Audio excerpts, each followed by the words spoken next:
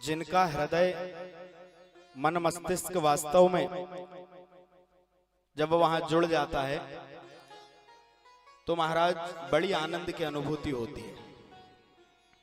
विचार करने की बात यह है कि हम सब लोग ग्रंथ में गाए हुए, शास्त्रों में बताए हुए मार्ग के अनुसार भगवान का जन्मोत्सव मनाते हैं, नंदोत्सव मनाते हैं और बड़ा आनंद आता है महाराज। एक बार विचार करो कि हम सब लोग मिलकर के उस नंदोत्सव की नकल करते हैं। क्या करते हैं? नंदोत्सव की नकल। विचार करने की बात यह है कि महाराज जब नकल में इतना आनंद है तो असल में कितना हुआ होगा। एक बार विचार करो महाराज, असल में आनंद की अनुभूति कहां पहुंची हो। नंदस्त्व आत्मज उत्पन्ने जाता लादो महामना आहूय विप्राण वेद ज्ञान स्नातः सुचिरलंकृता। सुखदेव जी कहते हैं परीक्षित नंद बाबा चौथे पन में चले गए और जब ब्राह्मणन के आशीर्वाद से पुत्र रत्न की प्राप्ति हुई तो बाबा नंद महान मन वाले हो गए, आयु की सीमा भूल गए।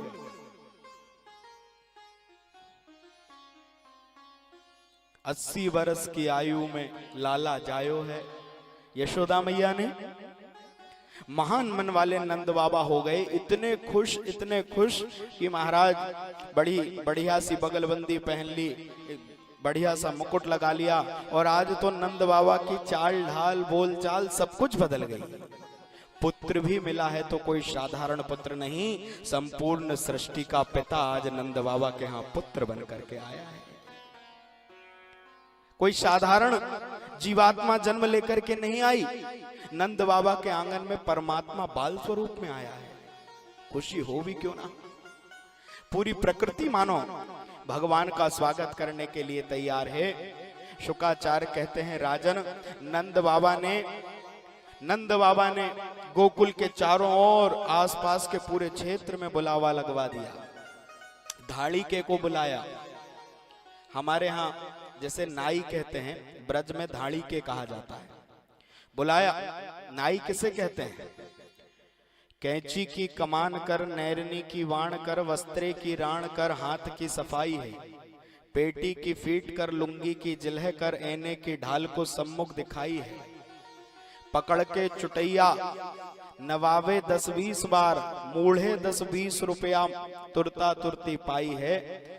लेके हथियार पास बैठा सभा चौघटा में, ऐसे बहादुर सिपाही को लोग कहते नाई है।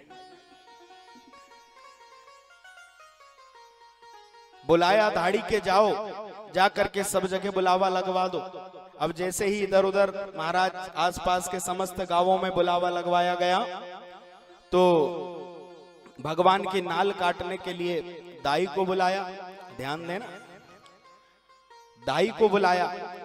अब विचार करो कि जब नंद बाबा और यशोदा मैया चौथे पन में पहुंच गए तो जो दाई आई होगी कम से कम उसकी उम्र महाराज 150 वर्ष की तो होगी।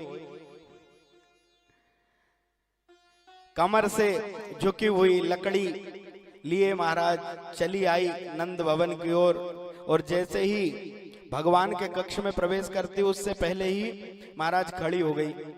सुनंदा बुआ आई, कहा चल माता राम अंदर, लाला की नाल काटना है। तो कहने लगी कि मैं नाल ऐसे नहीं काटूंगी। तो बोले कहा बात है? बोले नाल काटने से पहले ये निश्चित होना चाहिए कि मुझे नाल काटने के बदले मिलेगा क्या। अरे माता राम, तुम्हें जो चाहिए मिल जाएगा, क्यों चिंता कर रही है? बोले नहीं, पहले पता होना चाहिए कि मुझे क्या मिलेगा। क्या चाहती है तू? तुझे क्या चाहिए? तो महाराज 150 वर्ष की वो बुढ़िया बोले आज नाल काटने में यशोदा के गले में जो मोतियन का हार, नवरत्नों का हार पड़ा हुआ है, आज नाल तभी कटेगी जब वो हार मेरे गले में आ जाएगा। सुनंदा बुआ घुर्रा के देखने लगी। महाराज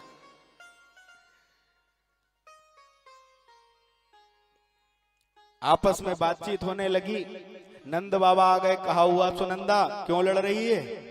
बोले भैया देखो जे 150 वर्ष की बुढ़िया लकड़ियां गट्ठा में इंतजार कर रही हैं और ये यहाँ पर कह रही है कि भाभी के गले में पड़ा नवलखा हार इसे चाहिए।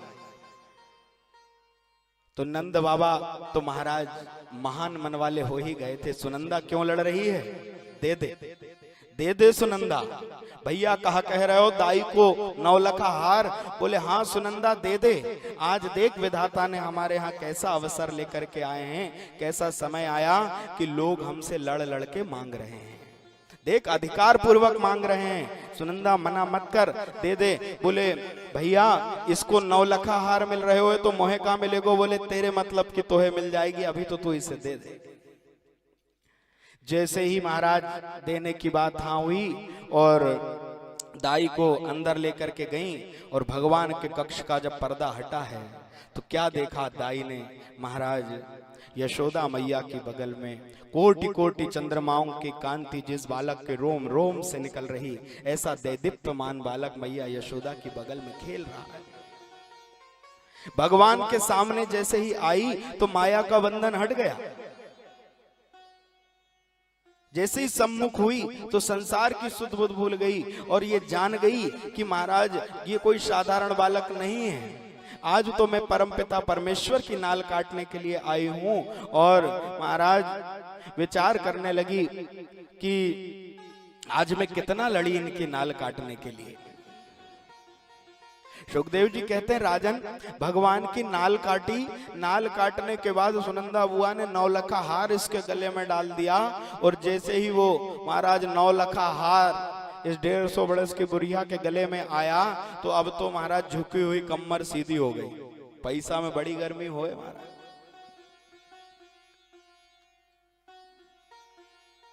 सीधी तन के चलने लगी। बाहर निकलने के बाद मन में सोचने लगी कि आज मैं किसकी नाल काटने के लिए लड़ी हूं, किसकी नाल काटने के लिए लड़ी। नहीं, ये हार मैं लेकर के नहीं जाऊंगी।